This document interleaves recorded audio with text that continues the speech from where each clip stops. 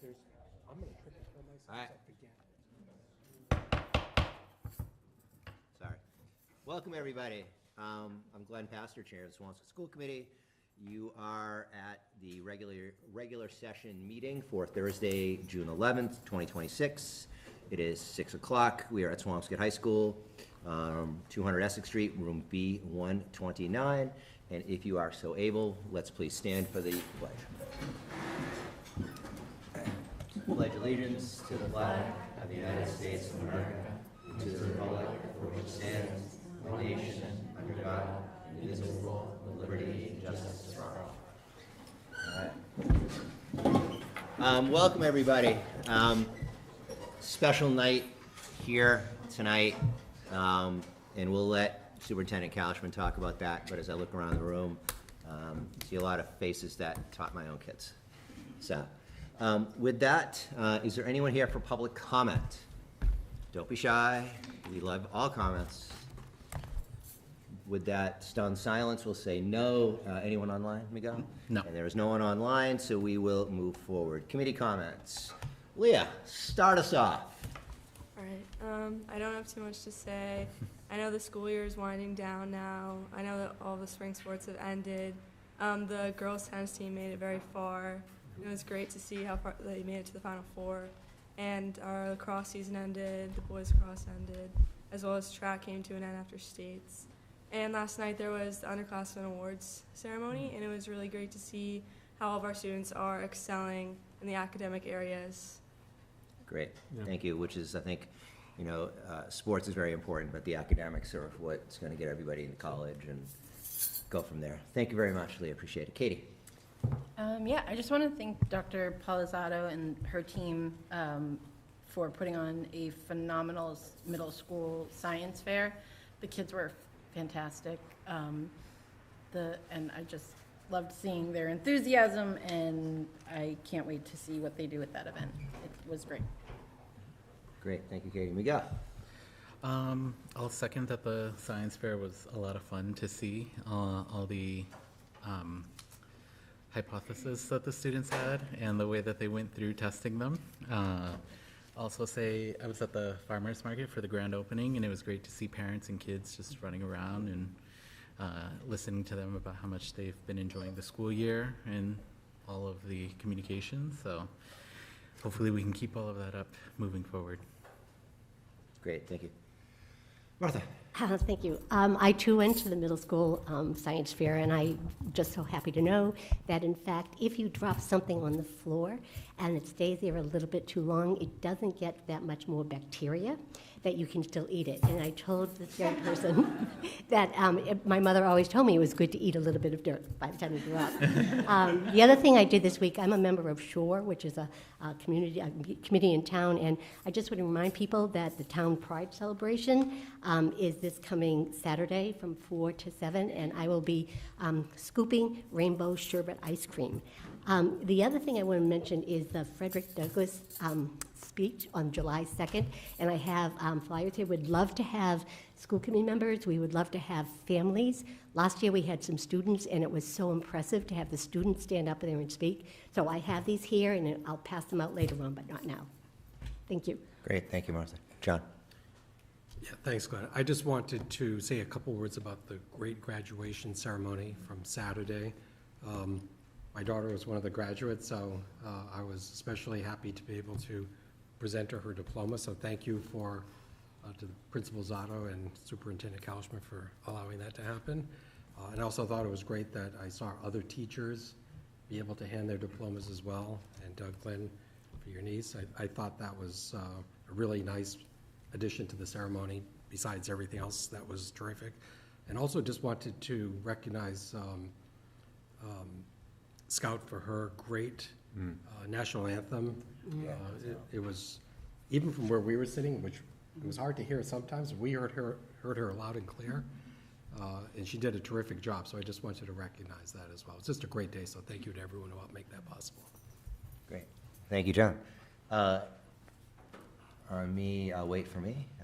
Anything else from the group? All right.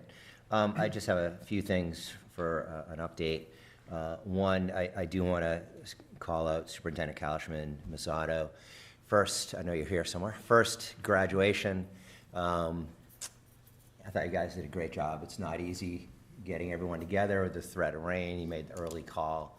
So great job for you for the first time, being in charge of that. It was excellent. Congratulations to the girls tennis team, make it to the Final Four of the Division III states. So that was great. A lot of just great things as we wrap up the school year. I just want to take just 60 seconds or so and talk about just probably one of the bigger things that has been in the news, and that's what's gone on in Ipswich. And I'm certainly not going to talk about that, because if it was here, we would have no comment on that anyways. Whatever happened, who knows? I think for me, and I know we talk a lot about athletics here, but I'm going to publicly say that I'm really disappointed with the response from the head of the MIAA. Their rules are real clear. I read the paragraph, everyone read the paragraph, and the director of the MIAA said, well, no, it's not us. It has to fall back to the local community and the local schools. And I just have such a problem with that. We pay into the MIAA. Every district pays into the MIAA. I know we could do a lot with that money, personally, from an education point of view, back to gen ed or special education. So I would just ask the MIAA, do your job. If it's against your rules, say it's against your rules. If you're going to let it slide, let it slide. But don't throw it back on a small district who's in the middle of this crisis of however it happened. So I'm going to leave it with that. Again, great job in the graduation. Thank you. That's all you. Got dicey there at 30, 20 A little or so. dicey there. Yeah. All right, at this time, we have some legends of the game here retiring from Swampscott. So I'm going to start, Ms. Sato, if you could come up and start us off. Am I going here or is it going Podium, probably. Yes? Yep, Yes. we're getting you a mic.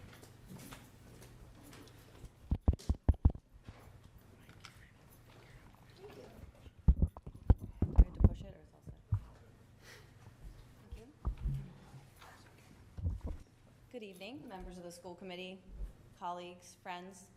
As the principal of Swampscott High School, I have had the distinct privilege of working alongside with Peter Franklin this past year as the principal, but have worked with Peter Franklin for almost your entire tenure, and certainly mine here as well, for almost the last 20 years. To truly understand Peter's impact, you have to look at the legacy that he has built over the last 2 decades at Swampscott High School, and quite frankly, I think it's helpful to look at how he answers his phone. If you've ever called his classroom in the school, you didn't get the standard bureaucratic, boring greeting. You were invariably met with Franklin's Fun House, or House of Franklin, or House of Fun. So I want to share a memory that really sticks out in my mind about navigating his House of Fun, more as a counselor. Working as a school counselor for many, many years, one of the roles as a school counselor is to help students facilitate the course selection process, so picking their classes for the next subsequent year.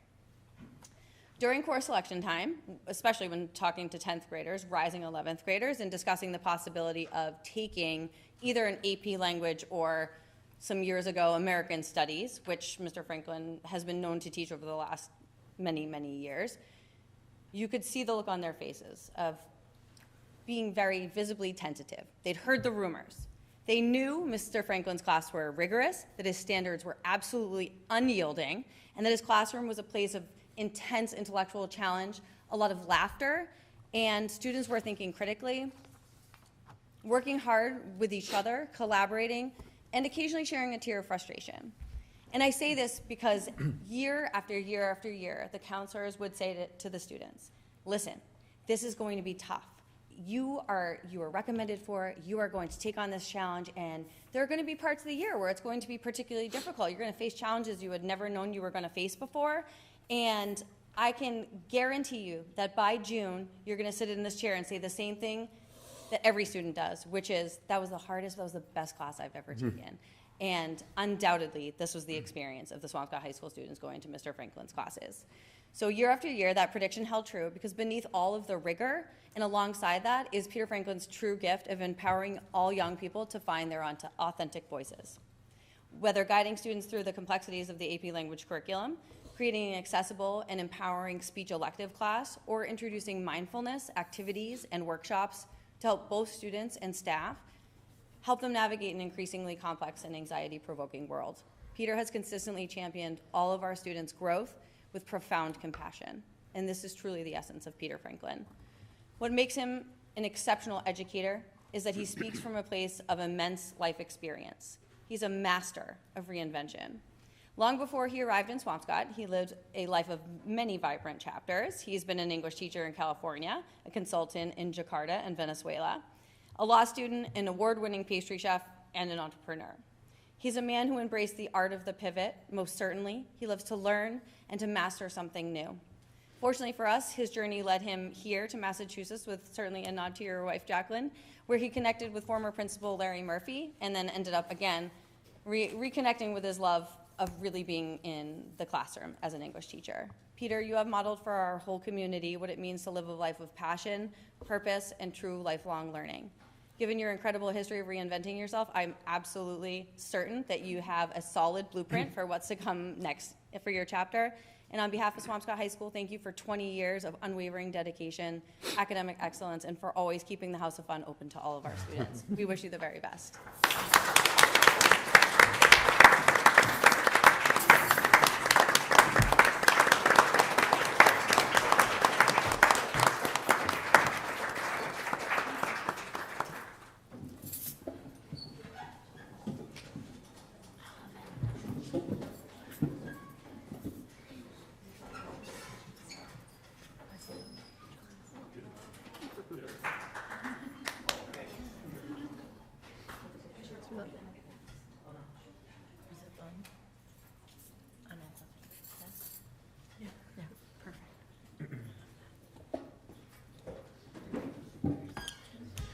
All right, Ms. Minter and Mr. Knowles coming on up.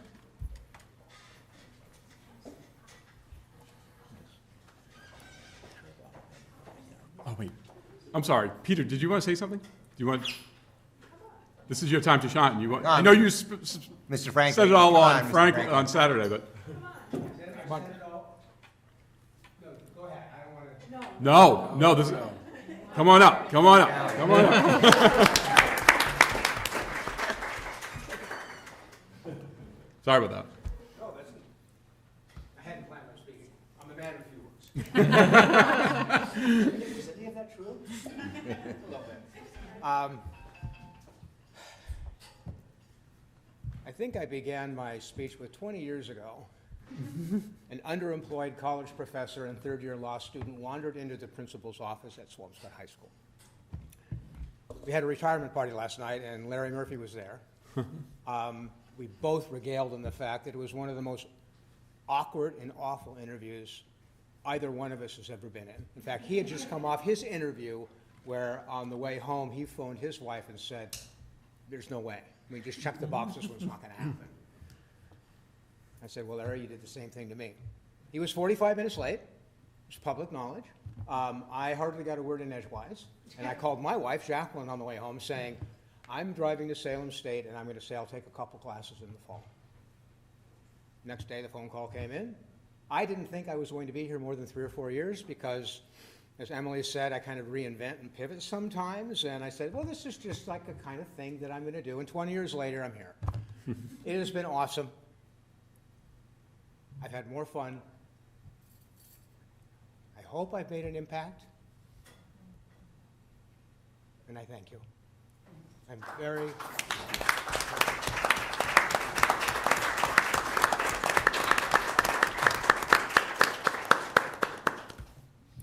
I'll try that again. Sorry, Mr. and Mr. Knowles, come on up.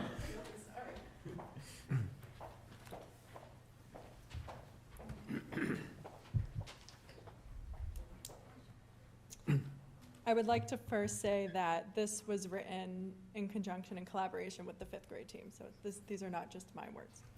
Good evening, members of the school committee, superintendent, and members of the Swampscott community. It is an honor to stand before you tonight to recognize and celebrate an educator who embodies the very best of Swampscott Public Schools, Anita Pappas. Anita is the kind of educator every student hopes for and every colleague cherishes. She is kind and deeply invested in the success of everyone around her. Anita's incredible journey in Swampscott began in 1998 as an aide at the former middle school. In 2001, she transitioned to teaching 5th grade at the Clark School during what many fondly remember when 5th grade classes were held in the portables outside. In 2008, Anita moved back to the middle school as part of a pilot program to integrate the 5th grade. That transition was an overwhelming success, largely because Anita became the cornerstone of the program. Beyond her classroom, Anita has been a pillar of leadership for nearly 2 decades, team leader for 19 years, and teacher mentor for 5 years. We have been incredibly blessed by her steady guidance throughout shifting administrations, field trip planning, and the unprecedented challenges of COVID-19, and so much more. While her professional resume is highly decorated, it is Anita's character that sets her apart. Not only is she an amazing teacher, but she is also a cherished friend and colleague. She has long been the mother hen of her department and grade, and constantly checking in to ensure everyone has what they need.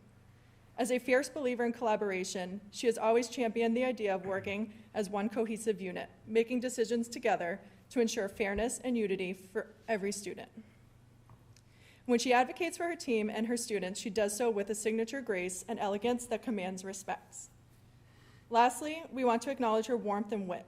We have shared countless laughs over the years, and her humor has brightened everybody's day on the toughest days. To say she will be missed by the Swampscott Middle School community is an understatement. There is a hole leaving with her that will be incredibly difficult to fill. Anita, you are leaving behind a true legacy of excellence. Thank you for making SMS a wonderful place to grow, learn, and teach. We wish you nothing but the best in your next chapter. Thank you.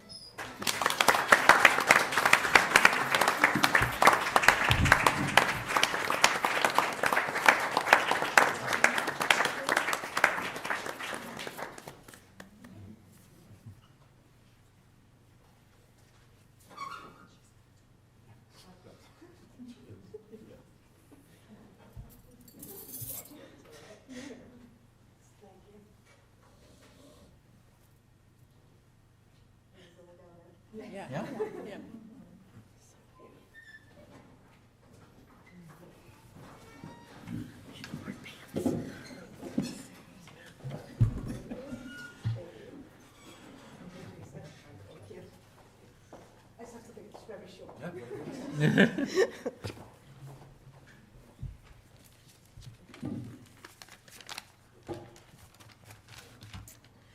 Thank you. It has been a privilege to work in Swampscott for the past 28 years. Leaving my classroom, my students, and my 5th grade colleagues, whom I do consider family, is truly bittersweet. Thank you for the gift, and I hope I did make an impact on my students and my colleagues.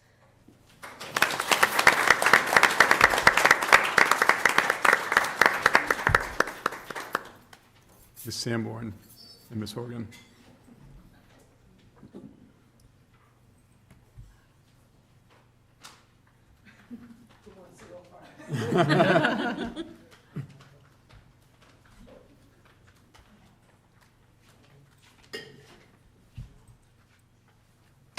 It is an honor to be here speaking on behalf of all of my teammates. Tonight we have 4 retirements to honor from Swampscott Elementary School. I'm going to start with Christine Morgan. After 27 years in education, Christine Morgan retires with a career marked by dedication, care, and a lasting impact on her students, colleagues, the principal, and the Swampscott school community. Christine spent the majority of her career at Clark School, a place she truly valued and called home for many years. While she taught in different settings over time, her years in Swampscott kindergarten were especially meaningful to her. She loved being a kindergarten teacher and found great joy in helping children navigate their very first school experiences. From teaching letters and sounds to tying shoes, building confidence, and encouraging friendships, Christine understood how important those early years were in a child's life. One of her greatest joys was watching her kindergarten students blossom over the course of the school year. She treasured seeing children grow from shy and uncertain learners into confident, independent students ready for first grade.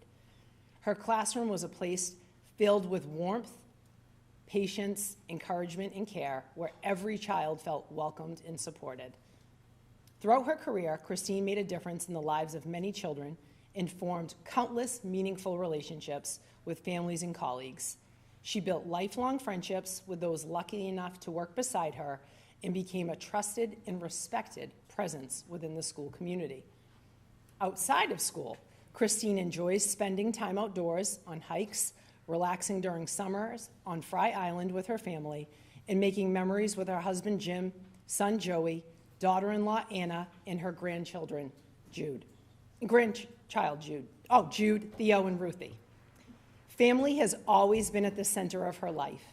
She also holds close the love and memory of her daughter Abby, whose spirit remains an important part of her family and of who Christine is. Christine's strong faith and spiritual nature have guided her throughout her life and career, helping shape the compassion, kindness, and steady presence so many have appreciated over the years. As she begins her well-earned retirement, Christine leaves behind a legacy of commitment, friendship, kindness, and love for teaching that will be remembered by generations of students and colleagues alike. Wishing you many happy adventures and especially family moments in your retirement, Christine. We will miss you at Swampscott Elementary School.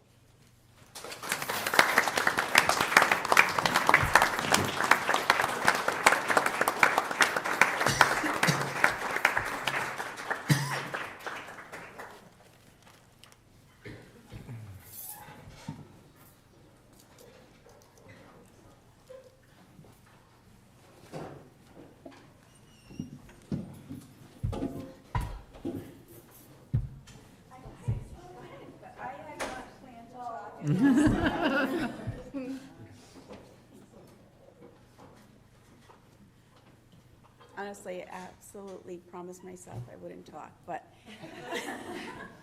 I just have to say one thing, and that is being a teacher was such a privilege, and it saved me so many times. Like, you were my second family, and I just knew that just going into that classroom with those kids would just help me rise above anything that I had to endure. And I just loved every minute of it, and thank you.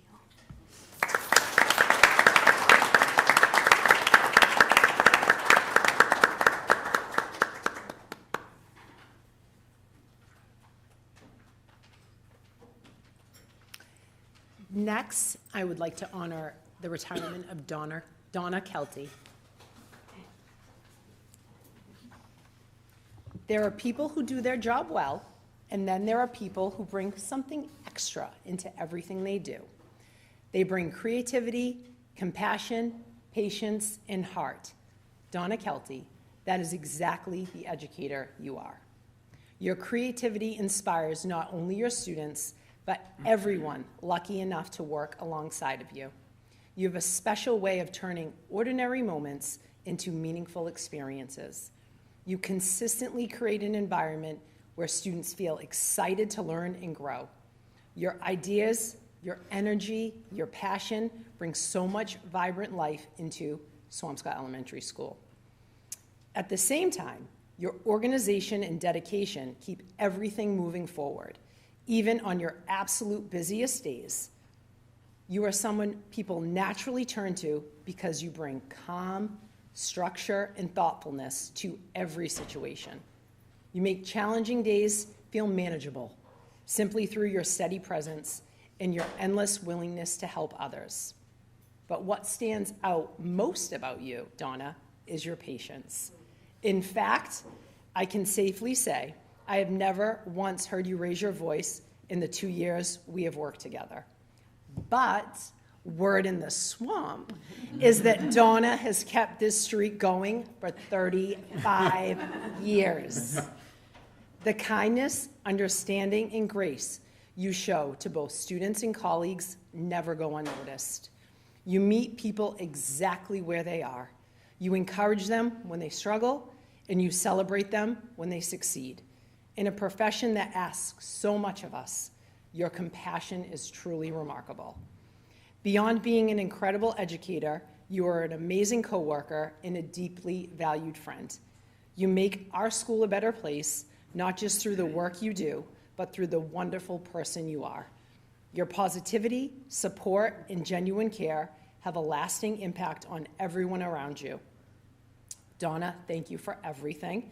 We will miss you immensely at Swampscott Elementary School, and we wish you the absolute best as you step into this next well-deserved chapter of your life. Happy retirement.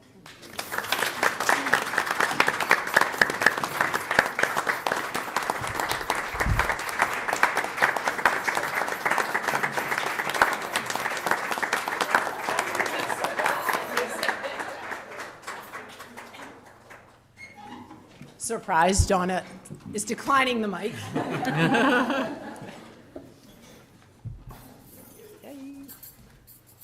Next, I would like to honor Catherine Quinn.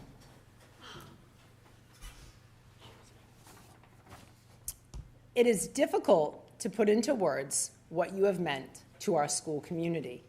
Your kindness, compassion, warmth, and unwavering support for both students and staff have touched countless lives in ways you may never realize. You have always gone above and beyond, not because you had to, but because caring for others is simply who you are. Whether arriving early each morning, offering advice to a colleague in need, advocating for children and teachers, or taking the time to truly listen, you have been someone everyone could rely on. Your organization, dedication, and work ethic are remarkable, but it is your heart that sets you truly apart. You see the good in every person, in every child. You have always treated students with love, patience, dignity, and compassion, making every student feel seen, and the adults too. Your willingness to stand up for what is right has made an immeasurable difference for so many families and educators. You have brought so much joy and positivity to our staff through the Sunshine Committee, supportive cards and flowers, your prayers, and Thankful Thursday initiative. You have reminded us all to slow down, appreciate one another, and find the good in each day. Your positive spirit, encouraging words, and calming presence have helped so many people through difficult moments. Thank you for being an extraordinary teacher, an incredible colleague, and an even better human being. The love, compassion, positivity, and strength you brought in every single day for 21 years have made Swampscott Public Schools a better community for all of us. Your generous spirit will be sorely missed. I hope your retirement brings you joy, rest, and all the love you so freely gave. With infinite gratitude, all of your teammates at SES.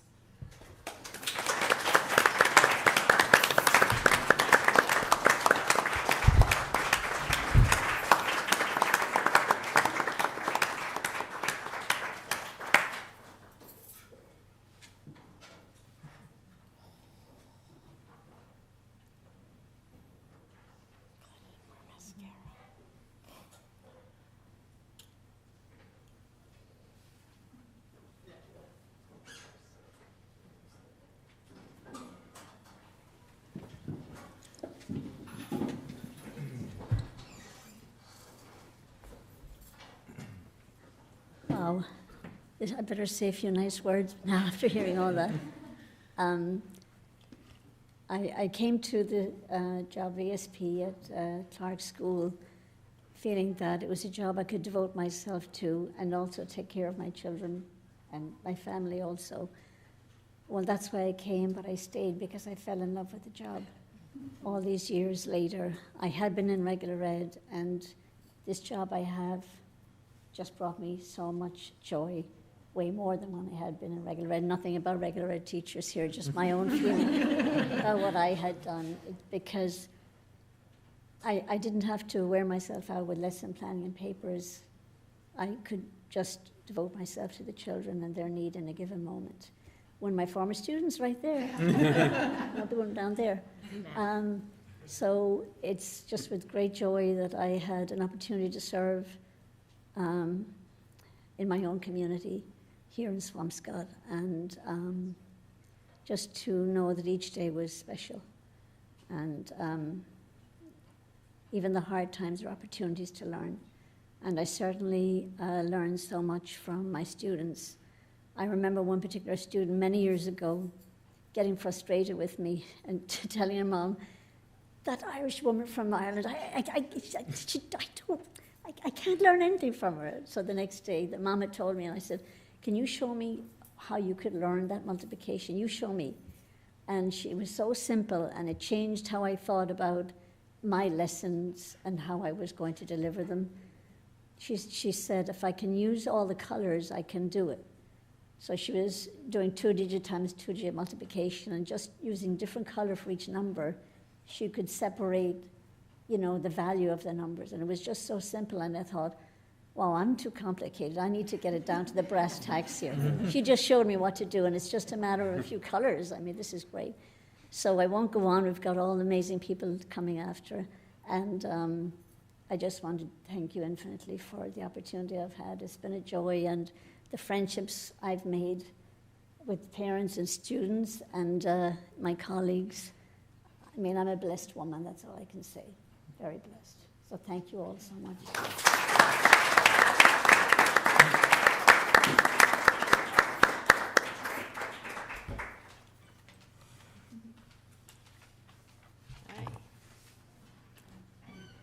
And last but certainly not least, we're here to honor Allison Norton in her retirement. Today we are celebrating a true living legend, our very own Allison Norton. Her incredible journey started mid-year as an ESP, kicking off a phenomenal 36-and-a-half-year legacy. Allison spent every single one of those years dedicated to our Swampscott Public Schools community, starting at Stanley School, moving through Blaney, and finally finishing right here with us at Swampscott Elementary School. For 34 of those years, Allison ruled her own classroom, shaping young minds across kindergarten, 2nd grade, and 4th grade. To put her dedication into perspective, she survived 12 total classroom moves, including this massive final move to the new elementary school. She has truly seen it all and done it all. Allison successfully transitioned from chalkboards to smart boards, and finally to Promethean boards. She survived the era of the ink-stained Mimeo machines and moved us right into modern-day copy machines. Through decades of change, she remained a pillar of strength as a long-standing curriculum content leader, a fierce union-building representative, and an absolute leader in our new building, who I don't know what I'm going to do with it.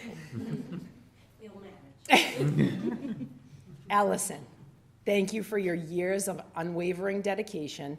Thank you for bringing your sharp wit and daily laughs that lightened even our busiest days. Your event planning and pamphlet creating skills made everything feel effortless. Your uncanny talent as our resident medical expert kept us all informed and cared for. And we will always be grateful for your internal optimism and your rare ability to put things into perspective when we needed it most. Allison has been here so long and has made such a massive impact that Allison has officially achieved the ultimate legendary status, teaching the grand students of her very first pupils. And we had 2 this year, right? Yeah, we had 2. We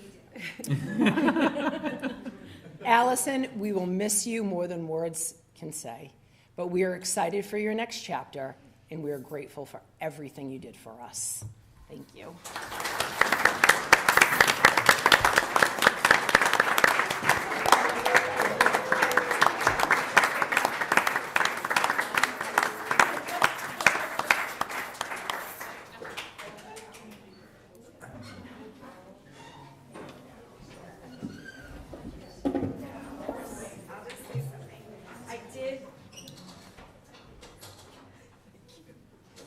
So weird. It's surreal, but I won't stay long, although I did when when Blaney closed, we had a little party at the end of the year, and it was like based on the Dundies, and I did win the Never Give Her the Microphone Award. But I just want to say, and we had a lovely celebration for Christine and Donna and myself the other day. I just want to say, and Martha actually hired me. And so I just want to say that I truly feel just so lucky, because I knew I wanted to be a teacher, not right away, but when I figured it out, I just landed in Swampscott, and 36 and a half years ago, there were dinosaurs roaming.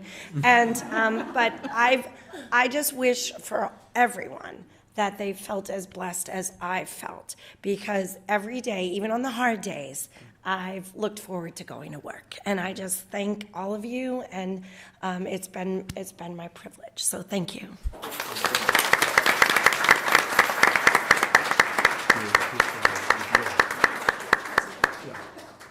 And I just wanted to thank everyone, all of our Swampscott Elementary teammates that helped me find the words to honor such amazing, beautiful humans. So I just wanted to also acknowledge our teammates who helped me write all of this. Thank you.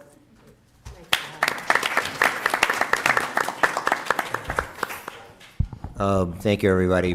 Before you guys take off, we'll definitely want a picture of all of you, but let me just go around the room. Martha, why don't we start with you? You can make a comment if you so choose. Well, I'm just always overwhelmed when I hear of a teacher retiring, especially someone who's worked their whole lives, giving their all to little ones in the classrooms, to bigger ones in the classroom, and even grown-up ones in the classroom. And I just thank every day, and I'm just so thrilled that I'm part of this profession and that you are all in that profession too. I'm thrilled. Congratulations. Thank you. John? So I realized there were three persons who were retiring that I actually had a touch point with our family, and I just wanted to recognize them. So with Mr. Franklin, both my daughters went through his class, and I think I can say without hesitation that they came away at the end of your course, both of them, with an appreciation for why you did things the way you did them, and came away with skills that they're still using to this day. So wanted to recognize the great job you did there. For Ms. Norton, my daughter Helen went through your class, it seems like 100 years ago. So I'm sorry to say that, but I think that's more on me. That's more on me than on you, trust me. So she just turned 21. I know. So thank you for everything you did way back when with her. And Ms. Quinn, I just wanted to acknowledge you were on the negotiating team during the last contract negotiation, and the perspectives that you brought were unique and informative, and I can only speak for me personally, but I think I'm safe to say that it helped everyone on the committee understand what it was that was concerning to you, or help explain an issue better for us. So thank you for that. Great. Thank you, John. Katie. I mean, there's no. Oh, I'm sorry. Sorry. Should I go? No. Oh, I'm so sorry. Well, you know what? I'm gonna throw Helen under the bus on that one, because I asked, who did you guys have, just so I'd be prepared. So my apologies. So, what grade was that? Fifth grade. Okay. Well, thank you for that too. Good, Katie. I just think, so Miss Kelty had my oldest, Miss Morgan, dealt with me at a PTO, all through Clark, and our educators, I can't look at Miss Quinn, and we're going to need to notate in the agenda that we're going to need like waterproof mascara after next year. This is why we're lucky, because you guys are just phenomenal. And Miss Quinn got a little girl. I'm sorry.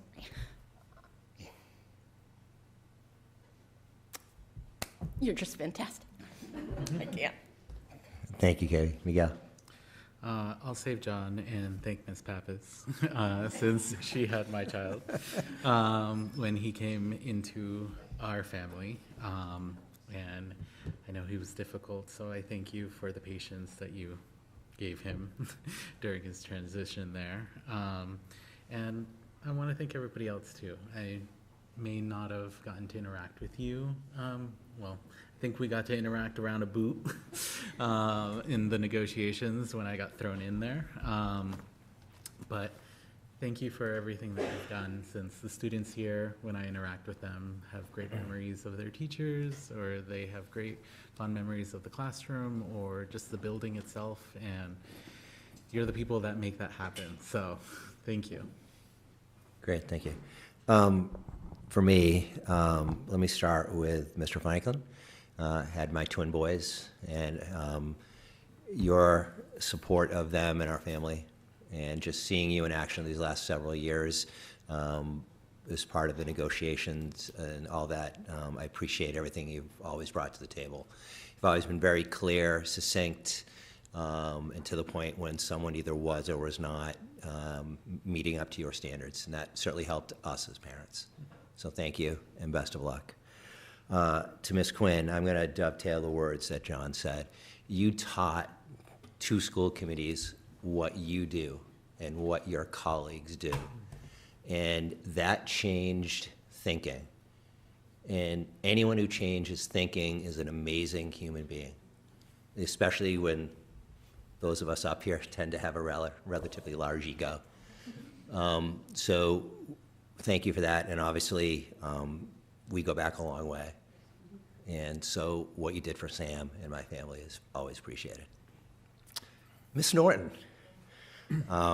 way back when, I can go more than that, so let's see, over 20 years ago now.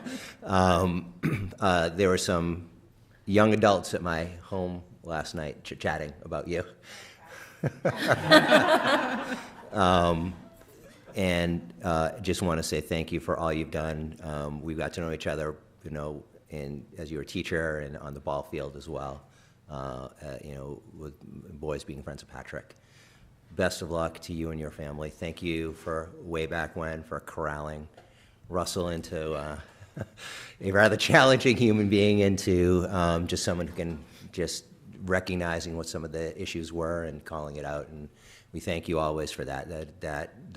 That time in second grade was always just very important to us. To everybody else, you know, my boy's mom is a teacher, fifth grade math, a math curriculum person in Brookline. And so I think I know a lot about really what you do, but you guys surprise me every single day.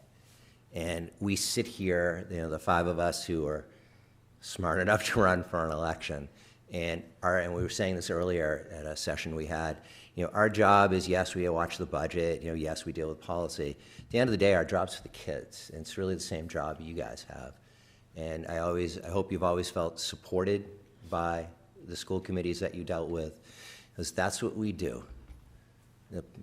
The kids come first, then all of you and the parents come last, because that's what we're elected to do, and that's what you guys have chosen to do. So from the bottom of my heart, from bottom of all of our hearts, thank you. All right. Can we just grab a picture with all of you, please, before you take off? Let's see if I can. Yeah. Miguel, you want to snap a picture there? Sure. I was going to go.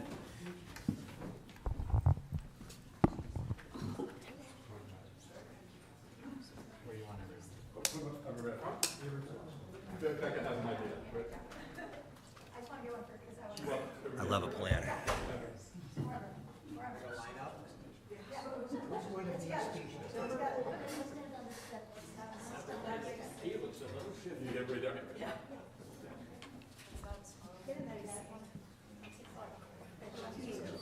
Yeah, I don't want the responsibility.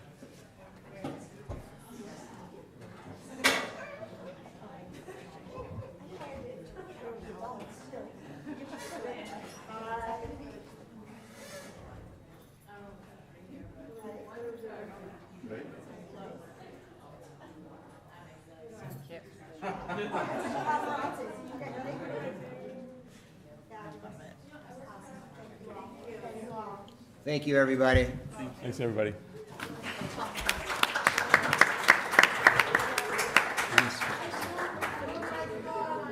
Okay, now I'll do- Oh, yeah. Yeah. Yeah, bye. So excited. Thank you, everybody.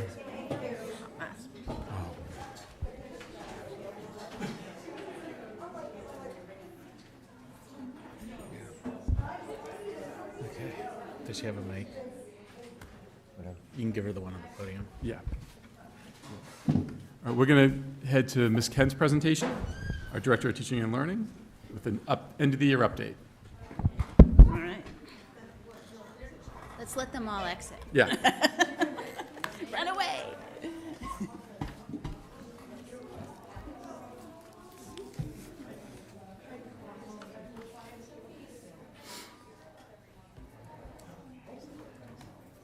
Miguel, are you my... Yep. Okay.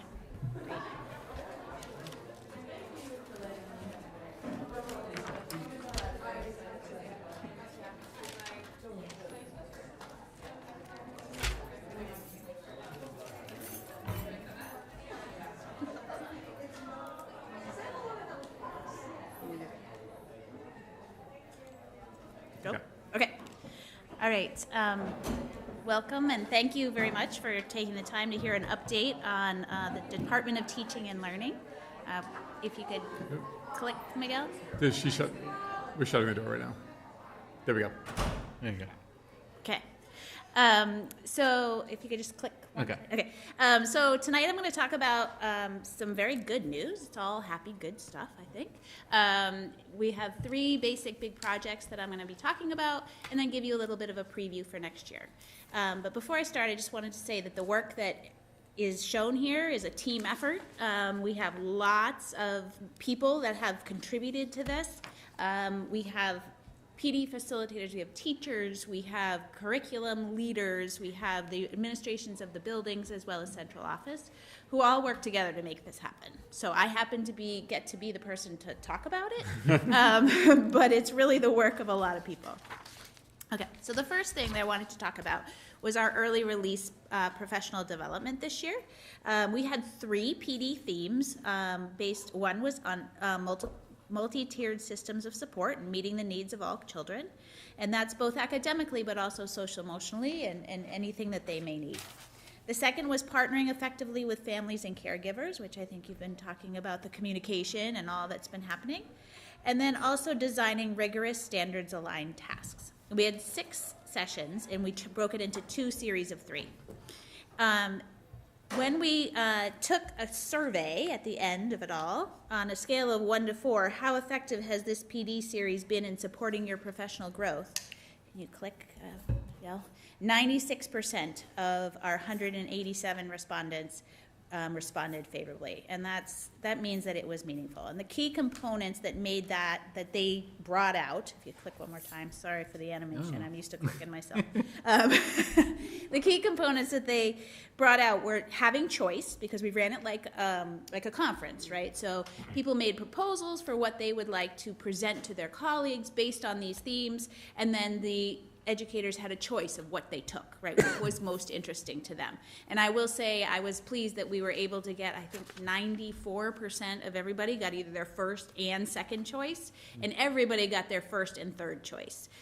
So, it was great. And then also the big piece was relevance. Since it was educators, mostly teaching educators, it felt real, right? It wasn't somebody from some college or something talking about theory. It was like down and dirty stuff you can bring back to your classroom the next day.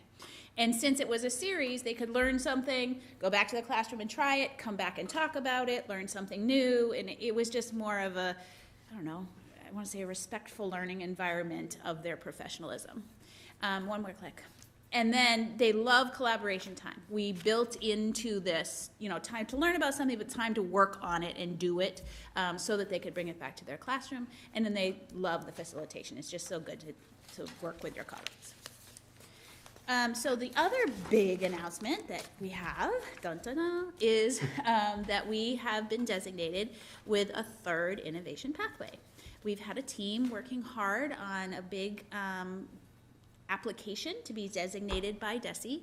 As you know, we have two. We have advanced manufacturing and we have business and finance currently, and we're adding a third.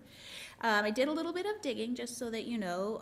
There's 1/3 of eligible high schools have innovation pathway, career pathways. So the eligible part is they don't count high schools that have CTE programs. So, but only 1/3 have them, and that's about 31 districts in the state of Massachusetts. 10 are actually new this year, those districts. So we were one of the 21 that already had been doing this. And near us, the only other ones that are near us is Lynn and Haverhill. Those are the only other two districts near us. So, without further ado, our newest pathway, I'm sure it's not going to be shocking, is called Media, Arts, and Communication. So we're going to take all that Joe and his team does and form it into a pathway, add some new stuff, but make it something that is an official sort of designation that kids can have on their diplomas and use when they're applying to schools. And it's just an awesome program anyway. We all know what they do, like what they're doing right now. So, and then the last thing I wanted to talk about tonight was targeted instruction. I know I've been here before talking to you about it. But I wanted to show sort of what has happened over the year, both with data and sort of with some reflection. One of the things about rolling out a new initiative is that you never quite can predict how it's going to go and what we're going to need and how we're going to do it. So I would say that one of the biggest strengths of the program this year was continued adaptation from feedback, right, and student need. So we kept hearing from teachers, we heard from parents, we heard from students, what was it that we needed to do better or how to adapt the program to meet the needs better of kids, and we kept doing that. Another big plus to me were what I would call a tier 2 data team. I know that sounds funny, but putting all the reading teachers in a room and looking at the data and coming up with proposals, or putting all the math interventionists in a room and looking at the whole picture and coming up with proposals of groups and topics that we would then take as a proposal to the classroom teachers, who then would look at the lists and the proposals and stuff and tweak it based on their experience of the children in the classroom. Because the tier 2 team was really just using numbers, right? We don't spend all day with these children like the classroom teachers do. So they'd be like, yeah, that kid really's I-Ready score is not really representative of what he or she can do in class. They're much better. They don't take very, and we'd move them around according to that.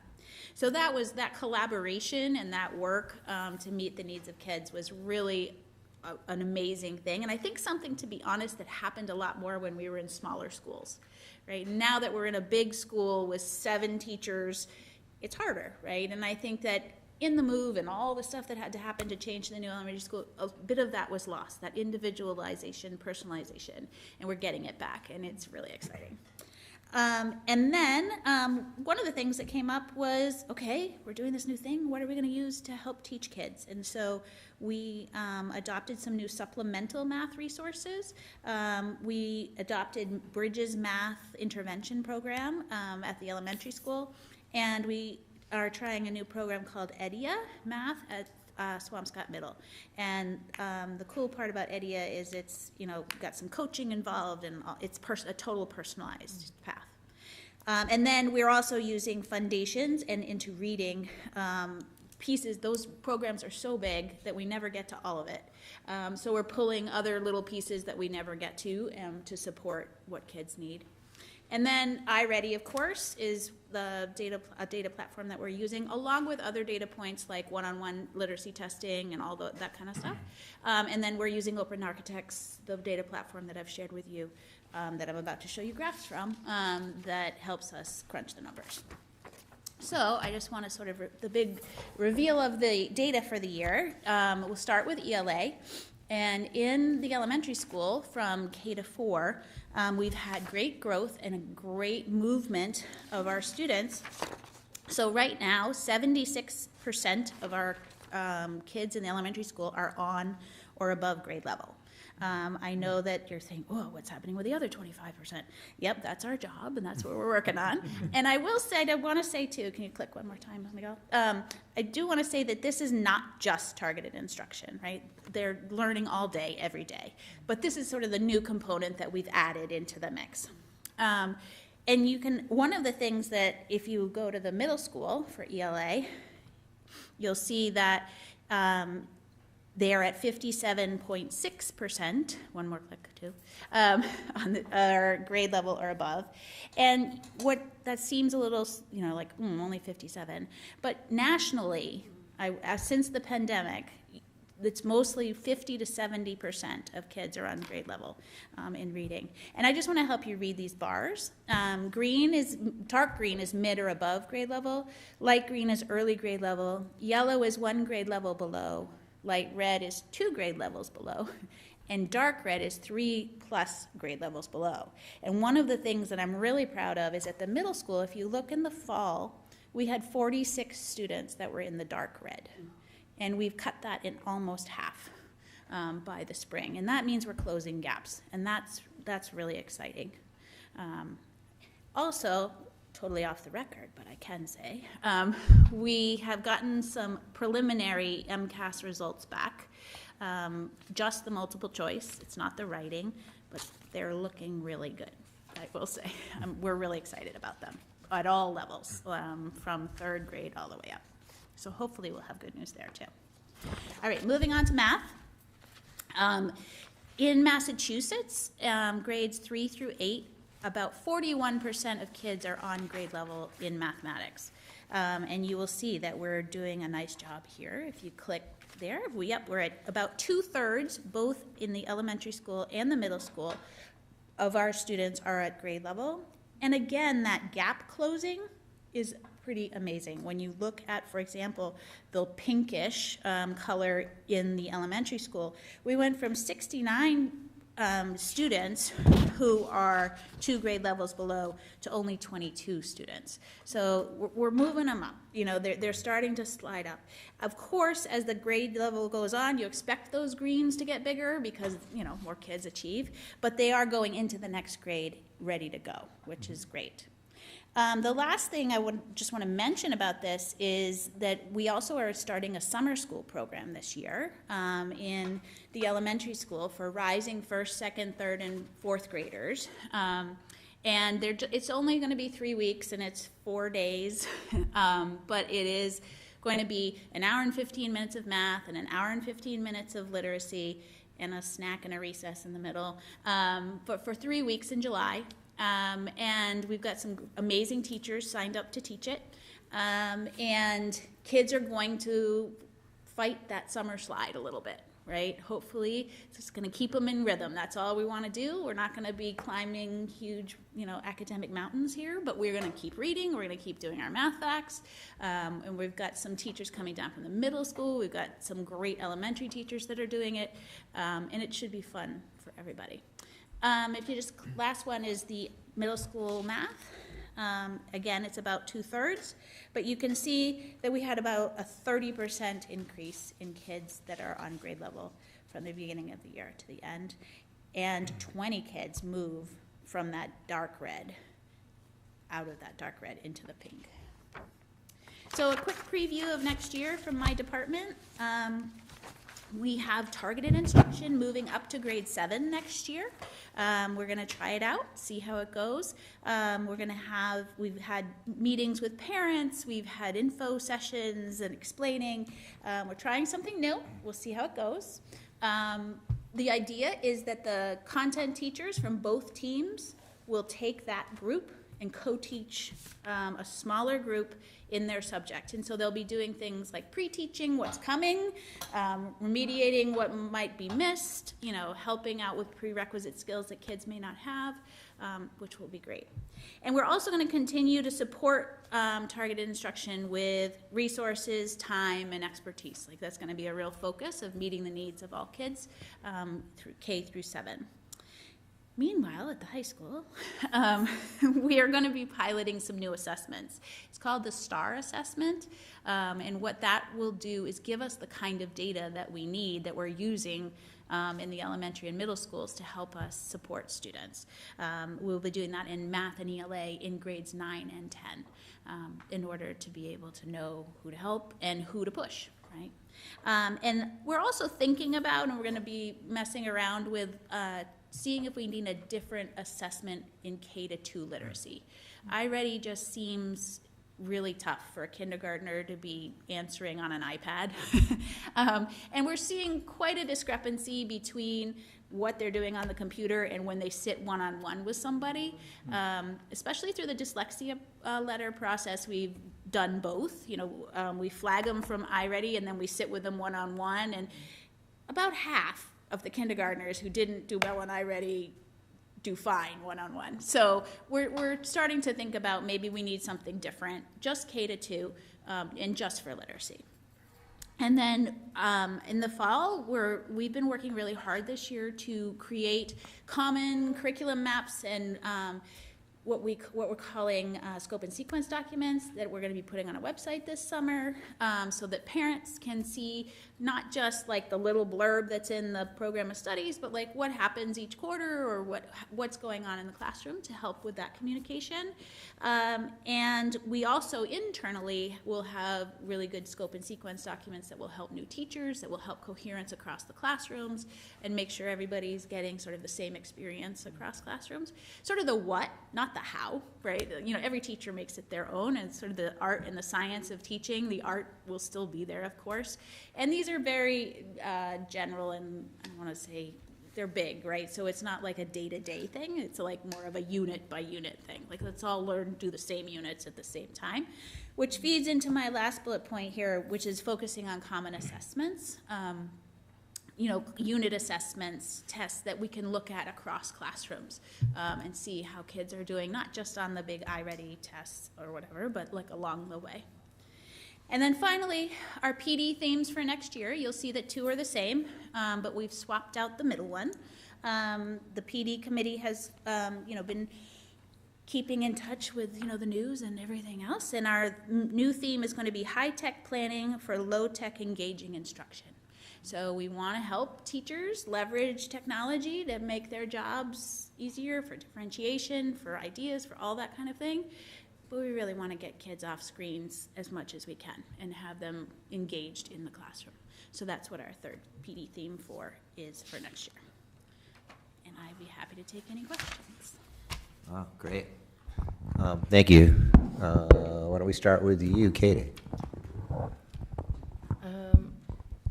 I love the targeted instruction. I appreciate the entire presentation. I'm thrilled to hear about the iReady and taking kids, you know, or counterbalancing what they do on the screen versus in person. I think that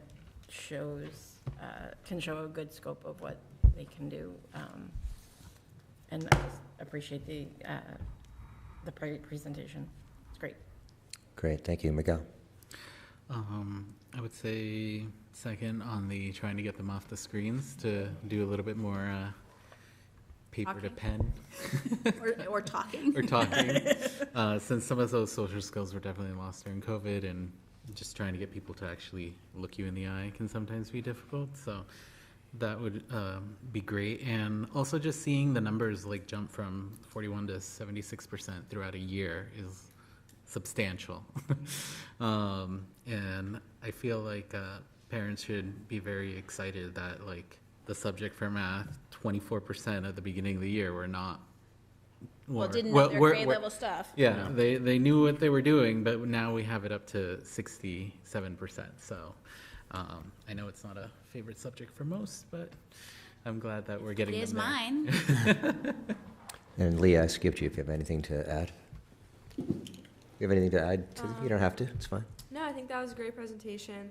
I really like seeing how you're planning to use like less technology when teaching the kids, especially when they're younger. I feel like that's definitely really important to get the hands-on like learning style. We were actually talking about that in my Lane class with Mr. Franklin recently. So, yeah, I think that's great. Great, thank you. Martha? It was great. very informative. I am so impressed with how targeted everything is, because it's obviously the way it has to be. One of the questions I would ask is, there's a tremendous amount of data collection, and I'm wondering how teachers are able to work and get all that data collected, analyzed, and then ready to teach the next lesson. Yeah, so iReady, for example, does it for us. Right. That's easy. Right. Well, I mean, we get the data and then we have to interpret it, right?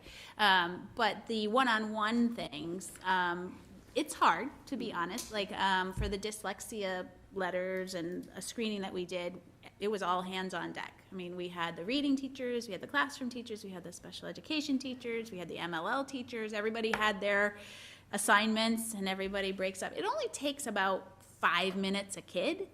Right. But you have to get the kid, sit the kid down, we all try to do it, they try to do it with students they know, so that there's no, I have to introduce myself and tell you who I am kind of going on. It takes time, but I do think it's worth it. I mean. Is there planning time made for the teachers to do this, to have the actual discussion about? Yes, what they're gonna yeah, they have collaboration time. Okay. Yes, so the data and the talking about groups and who's going to teach what and how to do that is during their collaboration time. Thank you. Yeah. John? Thank you for that. It's actually very informative. I think what stuck out for me was that, it sounds like there's an ongoing process to evaluate how you assess and see if things are working and see what's not working. So I was really, really glad to hear that piece of it. Yeah, there's no perfect assessment. Every assessment has its faults, right? And I mean, some are higher stakes than others, like, MCAS is a bigger one because it's statewide, but they all have their flaws. And so what we got to try to do is create an assessment framework that gives us the different pieces of the puzzle to figure out how to help kids. Yeah. Great. Like everyone said, thank you for the presentation. I actually have a couple questions. Great. Can you talk a little bit more about the Tier 2 data teams? Sure, yeah. So we have a protocol that we've used every cycle in targeted instruction. And what the first step is for us, not the classroom teachers because they're so busy, but to pull a group of teachers together, and we have these crazy colored spreadsheets and we sort and filter all kinds of different ways and figure out what kids have similar characteristics that could be in a group that would work together to move, right? And the benefit of that is, this is not, it's qualitative, not quantitative, but I had a first grade teacher yesterday explaining to me how she has a child who was sort of math phobic and never said anything in class, and then ended up in a math group with other kids with the similar struggles, and suddenly she was like, oh, I'm not the only one here that doesn't get this, right? Gained confidence, and now she's raising her hand in class because she's gotten some confidence around it. Right. So anyway, this team puts together proposals of those groups, looking at the data, that we then bring to the classroom teachers who move kids around according to all whatever they feel would be best. Great. Does that make sense? Yeah, it does. Okay. And then because the public does spend their money on it, can you talk a little bit about bridges that you use at the elementary school? Yeah, sure. The Bridges program is a alternative math program to the IM program that we use. They have different components. They have a tier 1 component, that's not what we're using, but they have a really great intervention program, and what you can do is you can sort by standard, and it will give you lesson plans that are usually pretty hands-on, like games, standing up and moving, more interactive, more than worksheets, You do something like that, then you sit down and try it on a worksheet, and then there's a little exit ticket so that the teacher can see how you did. But what's really nice about it for the teachers is that it comes with the box of all the stuff, all the dice, all the everything you need. And it also allows them to sort, like say you're a 3rd grade teacher, but you need to go back and teach 2nd grade addition, that you can click that standard and comes up with a couple lessons for you, and you can go back to teach 2nd grade, but it's not the same way they saw it before in 2nd grade. They learned it with IM the first time, illustrative mathematics. But this will be a different way to teach the same thing at a different level. Does that? No, it makes perfect sense. Yeah. And then really lastly for me, and this is kind of two questions about some of the data. When you're measuring all the students, does that include gen ed and special education? So they're all combined? They're all in there. Great. So, for example, I think there were 740 kids at elementary. Right. It's interesting to see the learning loss coming in for the summer. And I know I've done this for a long time, but I think we've all said there's always going to be learning loss. What's really interesting is you can actually see that learning loss.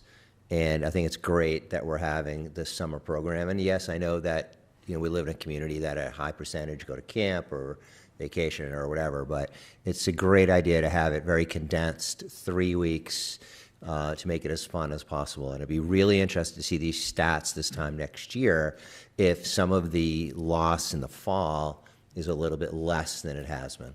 So we have 88 as of this morning, students participating. Most of those are 3 weeks. Yeah. Some are 2 weeks. Yeah. I think there's a couple of 1-weekers, but we didn't say no. Right. And this is all being paid for through our Title I funds. Great. So I was going to ask that question. Yeah. Title I is, we had a little bit of extra funding in Title I due to some things, and we're putting it towards this. Great. As always, great presentation. Thank you so much. We appreciate everything you brought to the table this year. Thank you. Can I just give one more thing? Of course. The Bridges also gives us a challenge. They're called concept quests. And so the Bridges, we have a piece in there that we can use with kids that are meeting grade level standards but want some fun application job, project. Right. For example, they were designing zoos with a certain area and, that kind of thing. So it helps both remediate but also accelerate kids. Great. Anything from you, Mr. Keller? No, I was just going to say, along with the hopefully the increase of the lack of learning loss for next fall, I think the implementation of TI2, and I know you said that it's not just TI, and everybody needs to understand that, but the fact that we implemented it this year with the help of Ms. Kent really being the driver, and the teachers being on board, and you see the improvement throughout the year, I think next year, I can't wait to see what the results are next year, once that we have, because we've learned sort of what didn't work, what does work, how to fine tune it, and I would expect that next year we keep, on the rise, so. Great. And Thank I you. can't wait to see the MCAS results. Yeah. Are we gonna, is that, like it says, moving up to grade 7, are we gonna potentially move it up to grade 8, or are we just keeping it one? So what happens is you need parent buy-in. So Yeah. basically, once you get to the language, there's parents that might say, I want to choose a language instead of take this other fair. class. Yeah. So it just makes it a little trickier. So as long as, I think, that's the goal, is to move it to 8th grade. But if we don't have the numbers, we don't have the numbers, we'll have to see. Yeah, and I think in 7th grade, when we were strategic about it, the kids that are moving up to 7th grade have had this program in 6th grade, right? So the parents have seen it, the kids have enjoyed it, and it's moving up. It will be a little different in 7th grade in that it will really be the students that are struggling the most. We're not going to have the groups for the Excel, because they'll be in world language. Right, that makes sense. Right, so it will look a little different, and it won't be the entire grade involved. But we've used data to target, who we think needs help, and we're going to give it a shot next year, and we'll see how it goes. I love Yeah. I think it's really helpful that they had it in 6th. Yes. I mean, that was the key. So Yeah, that's great. and then, so they're used to it, and then you move up to 7th. And they haven't chosen a language yet. Right. And we've tried to explain, you still have a language when you get to the high school. Yes. And actually we promise too, if a kid excels and needs to go back into language in the middle of the year, they can. Yeah. Or next year, if they're gonna be in a language in 8th grade, we'll make that, we'll have a section that it'll work. We've worked with the world language teachers on that. I think the other important thing that you touched on as well is that it's not just iReady or MCAS or the report card, it's all these things combined. And then you can really paint a true picture of what. It's great. Yeah. Great. Thank you very much. We're welcome. All right. Can I do the surplus? Yeah. Do you want to? Yeah, sure. So moving on to the surplus on the agenda. So it's I was kind of thinking it was ironic that we were welcoming all the retirees. Well, I've got another 5,384 that I'd like to retire here in the surplus list. Their ages, average age is 1996, 30 years old, and the age range is from 1951 to 2013. And the books that are on the surplus list are all being recycled by a company called Bay State Books. And what they do is they send what they can to different programs like Operation Paperback that goes to troops, or there's a prison component, they send them to prisons, or Friends of Libraries. And their big mission is to keep them out of the landfill, either recycle them or give them to these programs. But we've done a lot of spring cleaning here at the high school. The book rooms were a disaster, I'll be honest. And this is the result. So we would like your permission to surplus these. All right, great. We'll vote on that in a little bit. Thank you. And on behalf of the 1951 book, The Voice That Is Great Within, I'm sad. All right. Thank you. We'll vote on that in a few minutes. Thank you. Anything else, Superintendent? I now have my presentation. Yep. Dan, you have your presentation. Yes. Go ahead. Thank you, everybody. The last superintendent's report of the year. This is coming up right now. Yep. Share sound.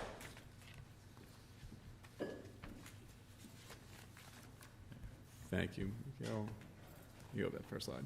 So the robotics team finished 10th in the state, which is incredible. When Ms. Kent talked about the pathways, again, we've discussed it a lot. We want to have every reason the kid wants to come to school. We want to have that for them.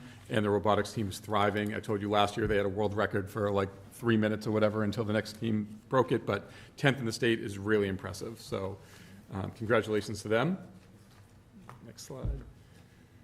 The girls' tennis team made it to the Final Four. They lost a heartbreaker yesterday to Dover Sherburne. I went down and watched. It came down to our number one player, Nikki Carr, versus their number one. She was incredible, incredible, incredible. I don't want to get, I'm no tennis scout. I don't pretend to know a bunch, but the player on the other team just kept on lobbing it back, and Nikki was so fierce and so competitive. I think she just, it was like a strategy. It was a strategy in tennis to sort of like bore your opponent almost. And it worked. It was 95 degrees and 97 degrees there. It was tremendously hot. She was so incredible. The whole team was, cheering each other. They were cheering each other on. It was, when you talk about teams representing the town, representing the school, the girls' tennis team was phenomenal this year. And congratulations to the kids and to Coach Silly in her first year. It was quite a feat. So very impressive. This is a picture of 5:30 a.m. the morning that the kids went to DC. The kids were so well behaved. Every year, I mean, listen, I've said it before when I used to present as the principal that this is not exactly luxury travel. This isn't like your typical business trip. The kids are so good. They, shout out to the teachers who volunteer their time away from their own families to go on this trip. The kids had a blast. They were so well behaved and respectful. They, every year, sort of like judge everybody else, because we talked about there's no cell phones, other schools will have them. You're going through, Leah will tell you, right, that we went to, did you guys get? You went, yeah, you guys went. That, you're at some pretty sort of revered places, and there's kids snapping their phones and videotaping, and our kids don't. And then then they're judging them, which I love.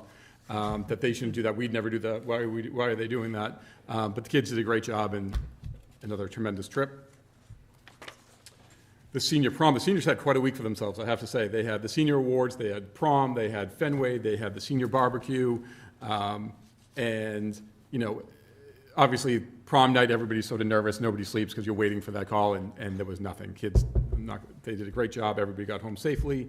I will just say one quick thing came up at the red carpet that people were wondering why we don't announce their names.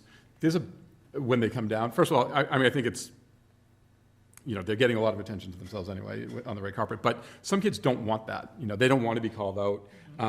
And we have to respect sort of everybody's wishes. And I think that, again, if you don't want to walk the red carpet, you don't have to. Adding your name being announced in front of all those people would be sort of an added sort of stressor. And we want the kids to just have a blast, and they did. So everybody looked great. Graduation, like I said before, 3:20. I started stressing when the rain came down. Ms. Otto and I took off our sport coats and we're covering the diplomas. But this was I'm so proud of this class, these kids, for my first year, to have these seniors sort of representing the school and being the leaders of the district. They were a tremendous class. They were that way since I had them in 5th grade. And we're really proud of them and are excited to see what they go on to accomplish. I won't talk about the cigars today. The next event, we had the Underclassmen Awards. That the categories are English, Math, Science, Social Studies, World Language, Innovation Pathways, and under the arts, we have band, film, media, fine arts, as well as the book awards for the juniors from universities. Within those categories, there's a communications award, a literacy award, problem solving, community, and critical thinking. And it's just another example of our kids just shining academically. We already posted it and talked about the schools that they're getting into. It doesn't mean that that's everybody's. Just because you get into this great school doesn't mean that's where you should go. You should go where it makes you happy and what makes the most financial sense. But the fact that they're getting into these schools from Swampscott High School, again, I don't know why anybody would go anywhere else. And shout out to Dr. Palazzati and the science teachers for the science team. The science fair. I had marked the 5-second rule too, because that was a shocker. I go the opposite way, where it's just like, pick it up, eat it. And now, the other interesting one I thought, they were all great. The bacteria in at the school water fountains, we got sort of from the surface. I guess when you have hundreds of kids throwing their hands on after gym class, that will happen. But the kids did a great job. Also, the ice cubes that change color when you put the lemonade on it was impressive as well. Mm-hmm. We had a internet safety speaker come in to talk to our middle school kids and our high school kids, Katie Greer. She talked about, again, what does privacy mean? How does privacy work? Is our information really private? I think something I've been talking to parents about since, again, they were in 5th grade when parents are coming to the middle school as principals, like the longer you can wait to hold off on the phone, the better. The longer you can hold off on social media, the better. It's hard. It's hard. Ms. Raymond talked about this in a presentation a few weeks ago. I mean, we're trying to teach them math and English, and they're used to that instant feedback from their phone or their iPad. If we can get them off the iPads, get them off the phones, everybody's going to make their own family decisions, but I do think it would be certainly make our jobs easier. And as far as the discipline concerns, I mean, I can't tell you a weekend doesn't go by where something happens on the weekend on the phones that then Ms. Otto or Ms. Minter or Ms. Sanborn are dealing with the next week. So the longer we can hold that off, the better. And she's coming to speak to our families on September 29th as well, so parents can come. And hopefully, sometimes when we have those parent nights, 3 people show up. It would be great if we can get the vast amount of our families to come, especially the younger families. This, Ms. Calcimito sent me this picture. This is just hilarious, I thought. Paul's a graduating senior. That was he and I in 8th grade, and then at the senior barbecue. He's looking great, and off to UNH. And then we have the moving on ceremony on the 17th for the middle school, and that happens again here at the Swampscott High School. And the moving on ceremony for the 4th graders is on the 18th in the morning. And that is it for my report.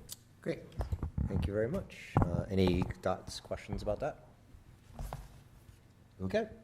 Subcommittees, policy. Miguel.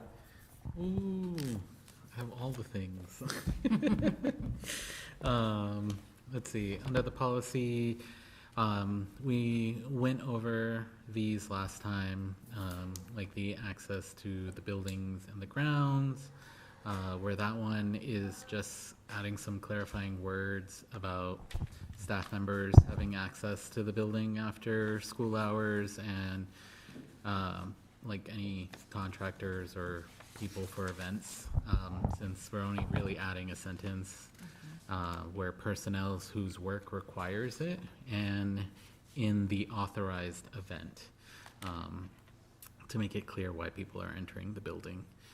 The parental advisory. Miguel, I'm sorry, before you go to the next one? Yep. Are all of these new, or are some of them existing that have been updated? I wasn't sure. Yeah, so last time I said it was 3 of them are new and 4 are ones that we are updating. If you give me a second, I can tell you which ones we are working on here. It says it on the bottom, the very bottom of the, it tells you if it's updated or it's new. Okay.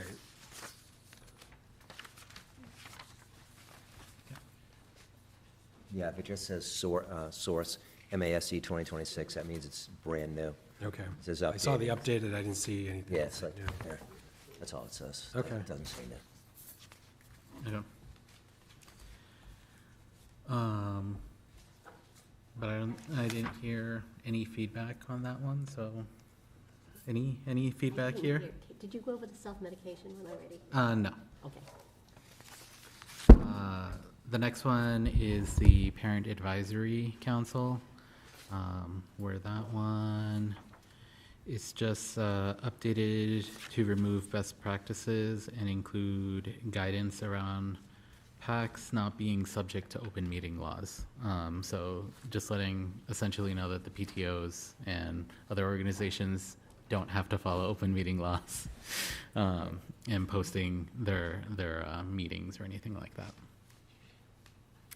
Any questions on that one? Okay. The next one is around the self-medication and self-carry medication. Where that one, this one was being updated because there's the new policy, which was the other one. They want it to align with 105 CMR 210, which is a regulation issued by the Massachusetts Department of Health to provide safe and proper storage and medication administration of medication to students in the Commonwealth public and non-public primary and secondary schools. It also permits the school nurses to delegate responsibilities to administer medication to train nursing supervised unlicensed school personnel. So that one makes clear the policy around administering it, and then also essentially gives the school nurse the ability to delegate those responsibilities if they need to as well. Yes. So I guess my question, and I don't know to whom I should address it, but it seems to put another sort of responsibility on the teacher. So in the self-administration 7, it says the nurse will establish a plan for safe storage and self-administration, and as necessary, consult with teachers. Does that leave the responsibility up to the teacher to make sure that when it is stored wherever they are, that the teacher's responsible for it? So that one, let's see. So Number 7.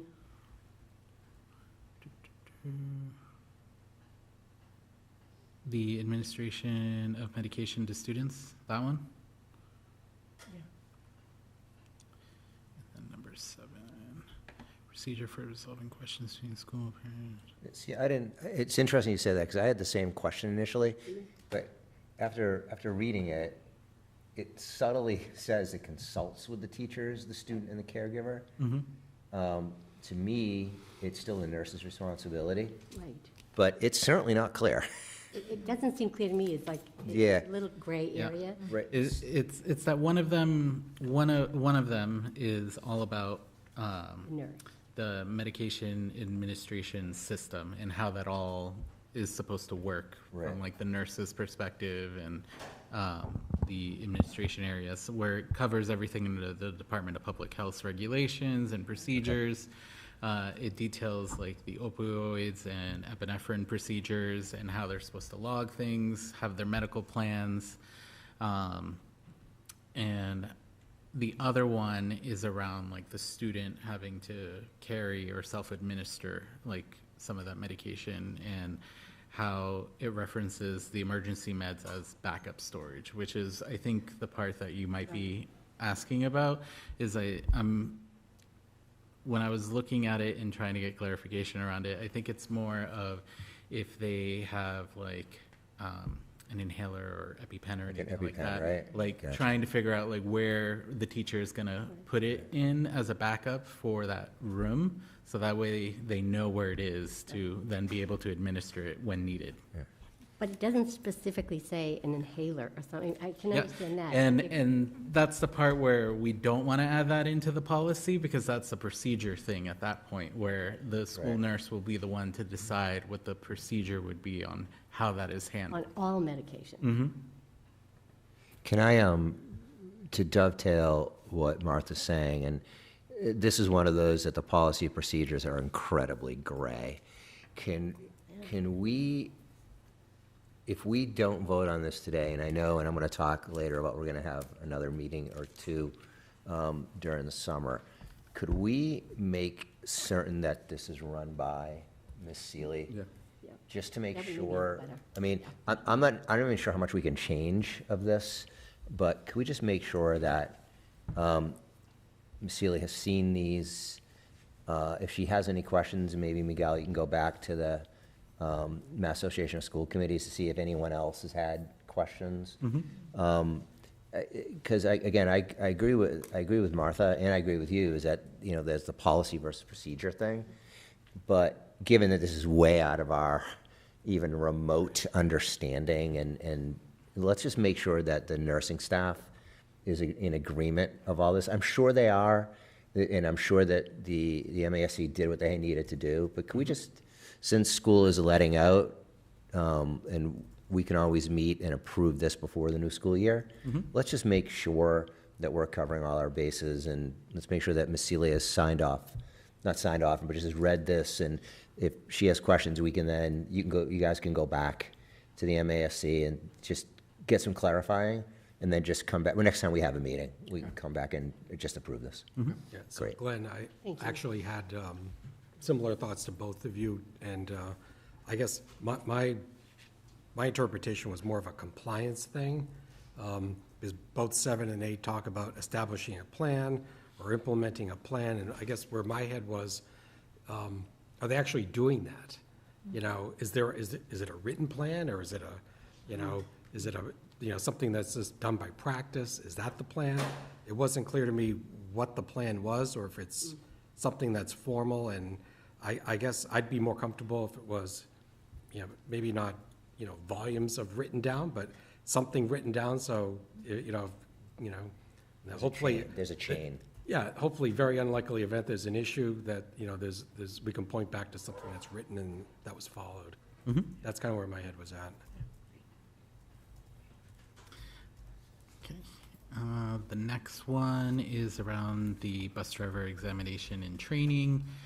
This one is literally to remove one sentence, which is to provide proof of freedom of tuberculosis, as that is no longer a legal requirement. So there isn't really much on that one. Actually, can I ask a question on this one? Yeah.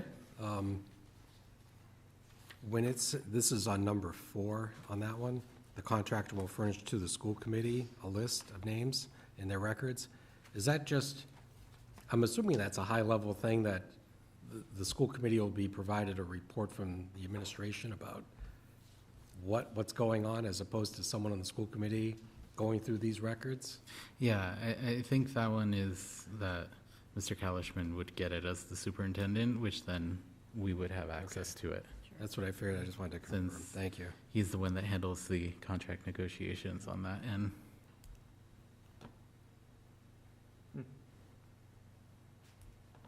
Interesting. Let's see, school choice. The only thing that is changing here is that the state law, Mass General Legislator Chapter 7612BJ, is including a sibling priority. So if there is already a sibling in the district, that any sibling of a student already enrolled in the district shall receive priority for admission and renumber of the remaining sections to accommodate that being added as a line item. I had a question about this too. Now, of course, we don't have school choice. Mm-hmm. If a teacher brings in a student and then that teacher leaves the district, does their student automatically leave the district?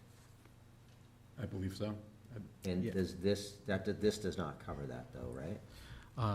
Do not believe so, no. Okay, great. I just want to make sure that, you know, when the educator leaves and they're not from the district, the student has Yes. to leave. Okay, great, thank you. Yeah, because I think that all falls under our requirements that we have if they're a non-resident. Great, thank you. I mean, we might make a consideration. if Right, It's a yeah, senior. of course, yeah. But- That's always at the discretion of Yes. the superintendent. Thank you, yes. Let's see, the next one is the one that is required by August 17th to be in our books. The timeout, seclusion, and restraint of students. The policy has been entirely rewritten to align with new state regulations. DESE requires that this policy and accompanying procedures be in place by August 17th. In this one, we did have Martha review for us. She didn't see anything crazy or anything that we needed to adjust. But any other? So to that point, I actually, I was speaking to the MASC about something completely different, and I brought this up, and they were about as clear, and they're never clear about, normally it's, well, if we do this, they actually said this is one of those, accepted in full, because it's been gone through quite the vetting process. So we don't want to make any changes to this one. All right, that was actually my question as well. I'm glad to hear that you looked at it too, Martha. I looked at it, I'm going to a training in July. I mean, it is a little, how can I say, controversial. It's a little controversial among school districts, the changes in the policy. But I'm going to a training, and we will have a good guidance and protocol for our district. We've already worked on it this year. There's just a couple of new changes, not on restraint, but more on timeout procedures and seclusion that really changed, including, you know, so I guess, for example, like a student who may be really acting out and being dysregulated or wanting to leave the building. And this is more our younger students. You know, we might have them, it might have them in a quiet area with like a beanbag with a staff member. But there's a little discrepancies or talk within our community, especially in special education, that would now be considered seclusion rather than a timeout. And seclusion requires a physician to sign off and a parent permission to sign off and a licensed mental health professional to sign off. And there actually are not the same requirements for restraint, which is interesting. I'm not sure how it's going to be implemented, but I do know like a lot of places who special education schools who work with students who might have significant emotional regulation issues that might have acting out behaviors. You would think a calming and soothing space to be might with an adult, not separate, you know, never separate. We don't have any places where we have students that are not with an adult. Might be less restrictive than actually having to put your hands on somebody. So I'm a little worried about it, but I'm not the only person who's worried about it, and that's why I am going to a training through a PACE collaborative, and it's expensive, which is, I mean, $1,000, which I guess to me is expensive, but it does provide me with a lot of training materials I'll be able to utilize because it's going to be really important that all of our principals and all of our staff, especially at the elementary school, have good guidance on it. But I will say there is even question among DESE and the attorneys and the people who wrote it, that they, you know, when people write things that aren't in the, actually doing with the students, might not quite understand how they wrote it. Right. So could I ask Superintendent and Martha if you guys could, when you go to that class, maybe have a conversation and maybe, include Miguel and the policy subcommittee into that discussion, and if. The policy is correct, like that is it. I just need, we're gonna have to write the protocol. Yeah. And Right. that I'm gonna do, and I've already Yeah. started, so that piece is done. And I'm also happy to come back and say, Yeah. here is what we're doing and where my concerns are, which are important Right. to talk about, because, it's gonna be hard to get. I don't have a licensed mental, and I'm not even gonna find one in the district who's gonna be willing to sign off Right. on this. So then where am I going to, or are we gonna be paying for that, which we would have to? You can't ask parents to Right. do anything that it's Correct. agreed appropriate, so. Yeah. We might have to talk to the pediatrician's office. I know we do have somebody that we consult with. Yeah. Could they give us access to a licensed mental health professional too? That might help us when we're, needing to have that sign off. Okay. So, to me, again, we'll vote on this, but I think there's no problem voting on it. But if all of you could maybe at some point, after you do that, whether it's a conversation over the summer and, if anything needs to be adjusted prior to the school year, let's do that. So Glenn, just to kind of go back to what you said a minute ago about the MASC. So it sounds like what they're telling you is it's been well vetted. They're recommending the schools to accept this in whole. Yeah, we actually have no choice. We have to. We have to have this. I understand we have I to. just think the interpretation I guess my is question. a lot of my it is question a hot more- topic in my field. Yeah, I guess my question is where we don't need Darren or anybody else to give this a look No. for us. No. It's if they're recommending this. I likely will have our protocols vetted through our special education attorney. Right. That I will do. Yeah, I think Martha said it great, is that everything, the lengthy thing that's written is great, but there's been a lot of consternation of Martha and Martha's peers that the actual, to bring this to a truism at a school district may or may not be 100% doable, accurate, et cetera. So that's what, we're kind of stuck with this until they probably make, I bet, and we're sitting here next year and they've made an update to this, or they do it mid-year. It and might have to some do tweaks. that. Wouldn't Yeah. be surprised. Right, exactly. After people try to do this. Right. And we all know there's been some local towns. Yeah, that have right, big exactly, problems with right. this, right. That's really why I wanted to bring it up, Yeah. is Right. that, so the Exactly. community knows we're talking about this.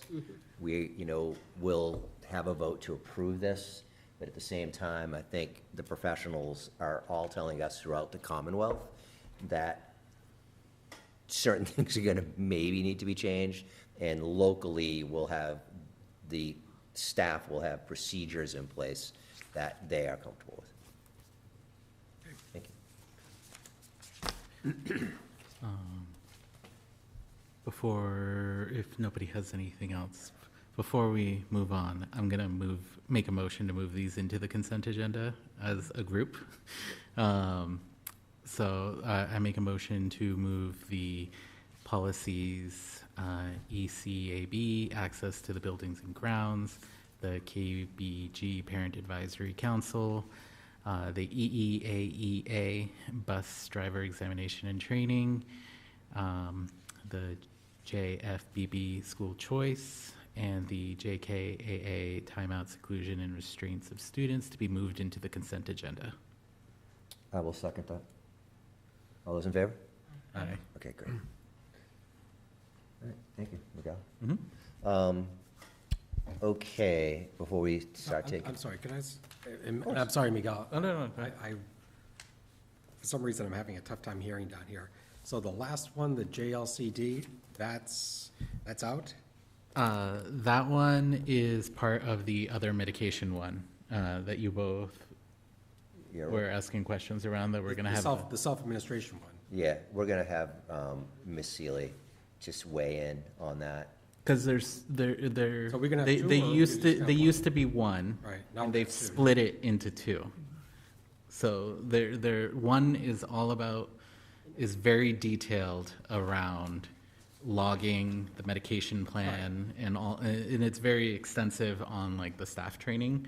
While the other one is all about the self-carry, it's very short and focused mostly on nurses approving the process. So we're gonna vote on two, though. Yes. Okay. Yeah. That was my question. That way she can review both, and then we'll accept both Okay. together. Good enough, thank you. Great, thank you. Okay, so before we get to the consent agenda, actually, can I have a motion to move the textbook surplus to the consent agenda? Second. All in favor? Aye. Aye. Okay, great. So let me read my little thing here. The liaison. One more time. We have the liaison. Oh, thank you, before we get there. So we, as a reminder, last week, we were, somehow it fell off the list of subcommittees was the liaison for METCO. We've had a few, Superintendent Kalishman and I had a brief conversation about it, and Miguel and I had a conversation about it. And so, Martha, I know you were interested in that liaison. After speaking about it, I think we're going to have 2 people on that liaison, and for what I understand, Miguel, you've been nice enough to volunteer for that. Yes. Thank you. Miguel had the great idea, too, is that throughout the year, we really think of how we want that subcommittee to be, with the potential of maybe rolling that into the communications group, because that really kind of where it goes. Every district does it a little differently. Some of the districts that have, 2 or 3 or 4 times as many METCO students than Swampscott have, it's set up much differently, but we don't have to go down there. But can someone make a motion for Martha and Miguel to serve as liaisons for METCO? I'll make a motion for Martha and Miguel to serve as liaisons to the MECCA. Thank you. MECCO. John? I'll second. All those in favor? Aye, and that is unanimous. Thank you. Thank you. All right. Now, thank you for bringing that to our attention, and I still have no idea how that fell off the map. Okay, so let me read my thing, and then, do we have any? We do. It's not on 2 here. donations. However, it's not on here. It's not on the, or is it? Yeah, it's there. It's on the next page. Okay, oh, great. Oh, 2 pages. So, if I'd looked in that, that'd be really helpful. Sorry, hold on one sec. Oh, yeah, there we go. Okay, so let me read the consent agenda, and then I will read the donations. I think I would know this by heart at this point. All right, the consent agenda. The consent agenda is designed to expedite the handling of routine and miscellaneous business of the district. The school committee may adopt the entire consent agenda with one motion. At the request of any committee member or members, any item or items may be removed from the consent agenda and placed on the regular agenda for discussion. We have moved a few things to the consent agenda in addition to 2 donations and the regular session minutes of May 28, 2026. As is our practice, I'll read the donations. Donations from the Swampscott High School Parent Teacher Forum, PTF. The funding source is parents Gargi Cooper, Stephen Gotchell, Allison Duffy, Tim McCarthy, and Joe Ford. They have made donations to the class of 2026, class of 2027, class of 2028, class of 2029, and a Big Blue Award. So to those parents, thank you very much for that generous donation. I am quite sure those funds will be put to very good use, and thank you very much for spreading that among all the classes up here at the high school. Thank you. The second one is a donation from, I am going to butcher this, and I really apologize. Del Hayes. Can you say it one more time? Ahol Del Hayes. All right, thank you, USA Incorporated. They are donating a sum of money to the middle school, and I'm sure the middle school will put those funds to very good use. To that organization, thank you very much. We really appreciate it. They are located in Carlisle, Pennsylvania. Again, thank you so very much for these dollars. They will absolutely be put to good use. Thank you. All right, so with that, can someone make a motion to approve the consent agenda? Make a motion to approve the consent agenda. Great, thank you. Can someone second, please? Second. All those in favor? Aye. Aye. All those opposed? It passes unanimously. So just before we do take off, This is our last regularly scheduled meeting for the school year of 25-26. We are going to have a couple of meetings through the next several weeks. We're going to have an executive session or two coming up. Then we will have a session that we will run through the review of the superintendent as required by law. We'll post that as we go forward into the month of July. Also in July, I believe it's the 22nd, don't hold me to that, we are going to have a workshop with both Copeland and Page and the MASC, and we will take it from there. So, can someone make a motion to adjourn? Motion to adjourn. Can someone second? Second. All those in favor? Aye. It is unopposed. Thank you very much, everybody. Have a great day.